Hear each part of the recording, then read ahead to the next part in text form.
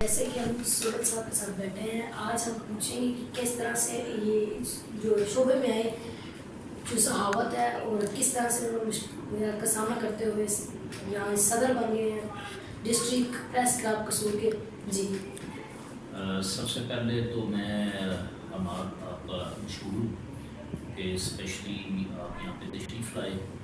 جہاں تک صحافت میں میرے آنے کا وہ اس طرح ہے کہ میں 87 میں نے یہ صحافت کا سفر شروع کیا جب ایک پروفیسر طارق زیدی صاحب ایک سیلاب نام کا ایک میگزین نکالتے تھے. میں نے سٹارٹ وہاں سے لیا اور اصل میں میری سٹنگ تھی فنکاروں کے ساتھ، شاعروں کے ساتھ. اختر حسین اختر الحمدللہ وہ جو چیئرمین ہیں یونیورسٹی کے، وہ میرے دوست ہے نا، وہ چننا ہے لوگوں کی تکلیفیں جو ہیں وہ چننی ہیں. بیسیکلی میں فطرتاً ایک سوشل ورکر ہوں. تو میں نے سمجھا کہ اگر میں نے لوگوں کے درد میں شریک ہونا ہے تو یہ ایک اچھی فیلڈ ہے صحافت. اس سے میں لوگوں کے جو مسائل ہیں، مصائب ہیں، وہ بہتر طریقے سے اجاگر کر سکتا ہوں.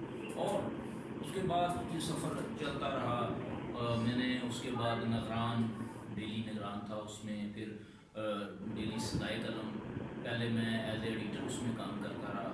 اب الحمدللہ ایز اے پبلشر اس میں کام کر رہا ہوں. اس کے بعد مجھے سلیم صاحب کا اخبار ہے، 12 سال سے تقریباً روزنامہ انصاف میں کام کر رہا ہوں. جہاں تک آپ نے بات کی ڈسٹرکٹ پریس کلب کی، تو ڈسٹرکٹ پریس کلب جو ہے وہ ایک پروجیکٹ ہے ڈسٹرکٹ یونین آف جرنلسٹ قصور کا. اور ڈسٹرکٹ یونین آف جرنلسٹ آج سے 12 سال پہلے ایک ڈسٹرکٹ قصور کے ساتھ ایک تنظیم ہے.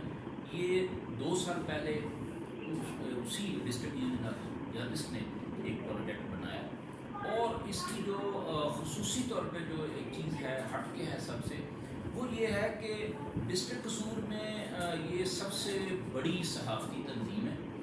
اور اس میں باقاعدہ ہر سال سیکرٹ بیلٹ پیپر پہ انتخابات ہوتے ہیں اور جو لوگ اس میں منتخب ہوتے ہیں تو وہ ایک ٹیم بنتی ہے، پورا ڈسٹرکٹ کا ایک گلدستہ بنتا ہے. تو الحمدللہ اس میں صحافیوں کی ویلفیئر، صحافیوں کے مسئلے مسائل اور پبلک کے مسئلے مسائل، بلکہ ہم کوشش کر رہے ہیں کہ نیکسٹ جو ہے ایک پروجیکٹ دے رہے ہیں ڈی پی سی میں، وہ ہے ایوان صحافت. ایک ایوان صحافت نام سے ہم ایک جو ہے وہ ایک ادارہ